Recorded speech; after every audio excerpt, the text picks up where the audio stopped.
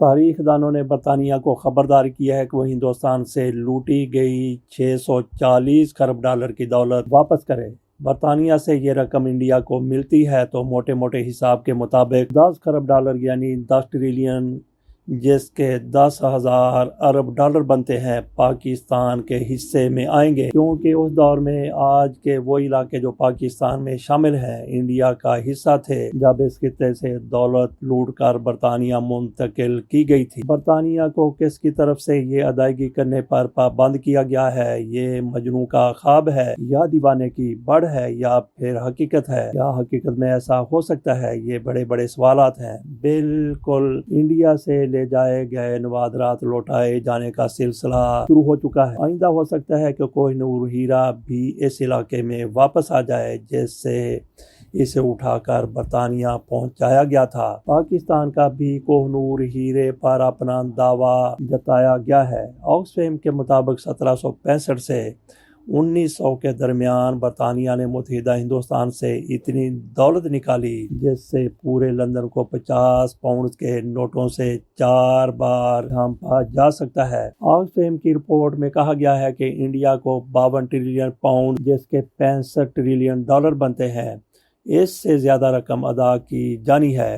Report میں کہا گیا ہے کہ مغربی ممالک کو سابق نوآبادیاتی ممالک کو ہر سال کم از کم 4 کروڑ پاؤنڈ بطور معاوضہ اور ماحولیاتی قرض ادا کرنا چاہیے تاکہ وہ اخراجات پورے کیے جا سکیں جو ترقی یافتہ معیشتوں کی وجہ سے غریب ممالک کو برداشت کرنے پڑتے ہیں۔ Takers not makers: the unjust poverty and unearned wealth of colonialism کے عنوان سے جاری رپورٹ میں کہا گیا ہے کہ آکسفیم کے مطابق 1765 سے 1900 کے درمیان برطانیہ نے سب سے زیادہ دولت یعنی 10% متحدہ ہندوستان سے نکالی جو آج کے حساب سے 33.8 کروڑ ڈالر بنتی ہے۔ لوٹی گئی رقم 64.82 کروڑ ڈالر کا تخمینہ رپورٹ کے مصنفین نے نہیں لگایا بلکہ دہلی کے 2 انڈین ماہر اقتصادیات اتسا پٹنائک اور پربھات پٹنائک نے لگایا تھا۔ رپورٹ میں مزید کہا گیا تھا کہ جو لوگ غلامی اور نوآبادیاتی استحصال کا شکار ہوئے انہیں معاوضہ دیا جانا چاہیے۔ ہمارے جدید نوآبادیاتی اقتصادی نظام کو مساوی بنانا ہوگا تاکہ غربت کا خاتمہ کیا جا سکے اور اس کے اخراجات ان لوگوں کو برداشت کرنے چاہیے جنہوں نے اس نظام سے سب سے زیادہ فائدہ اٹھایا ہے۔ آکسفیم کی رپورٹ کو کچھ ماہرین کی جانب سے تنقید کا نشانہ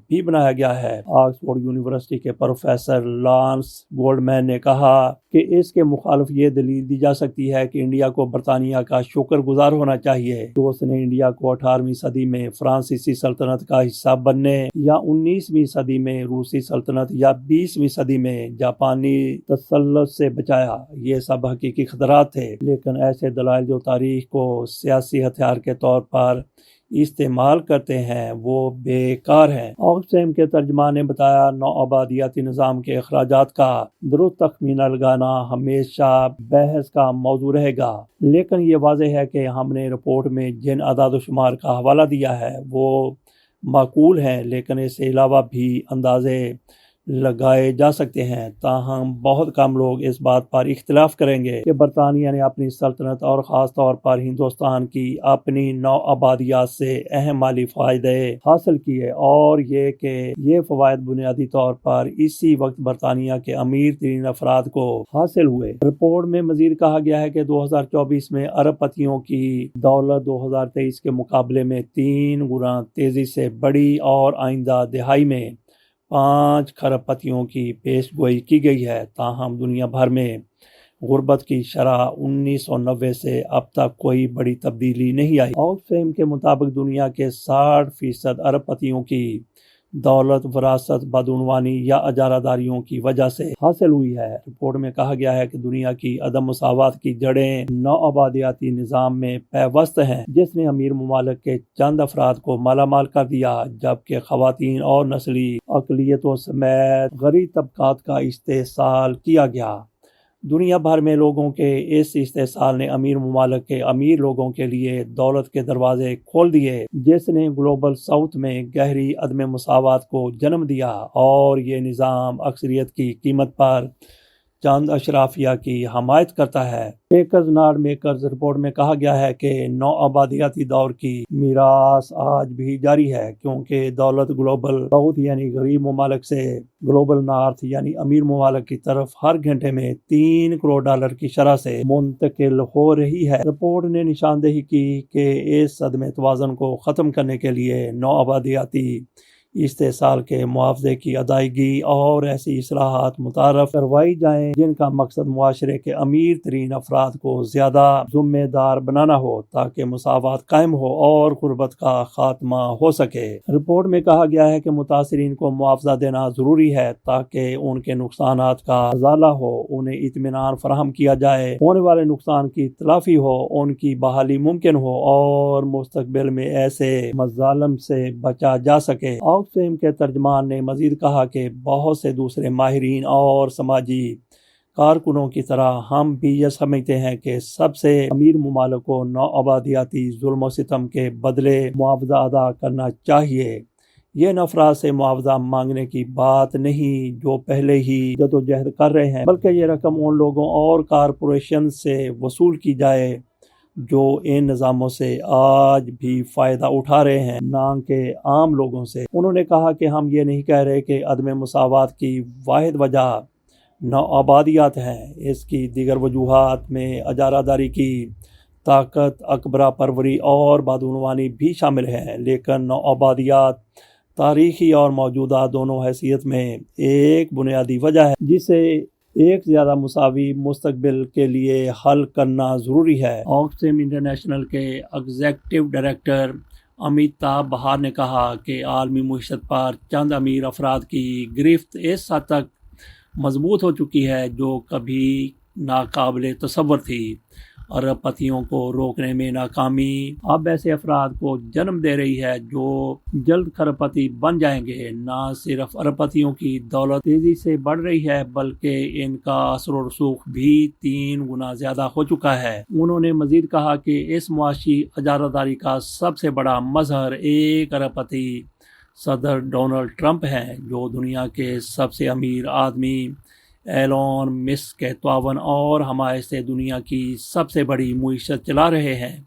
ہم یہ رپورٹ ایک واضح انتباہ کے طور پر پیش کرتے ہیں کہ دنیا بھر میں عام لوگ چند انتہائی امیر افراد کی بے پناہ دولت تلے دب رہے ہیں۔ آکسفیم نے یہ بھی تجویز دی ہے کہ حکومتیں زیادہ آمدنی پر پابندی لگائیں، امیروں پر ٹیکس عائد کریں، ٹیکس سے بچانے والی پناہ گاہیں ختم کریں اور گلوبل ساؤتھ سے دولت کی منتقلی کو الٹ دیں۔ انہوں نے یہ بھی کہا کہ وراثت پر ٹیکس لگانا ضروری ہے تاکہ نئی اشرافیہ کو ختم کیا جا سکے۔ بیان میں مزید کہا گیا ہے کہ سابق نو آبادیاتی طاقتوں کو اپنے نو آبادیاتی دور کے نقصانات کو تسلیم کرنا ہوگا، متاثرہ کمیونٹی سے رسمی معافی مانگنی ہوگی اور ان کے لیے معاوضہ فراہم کرنا ہوگا۔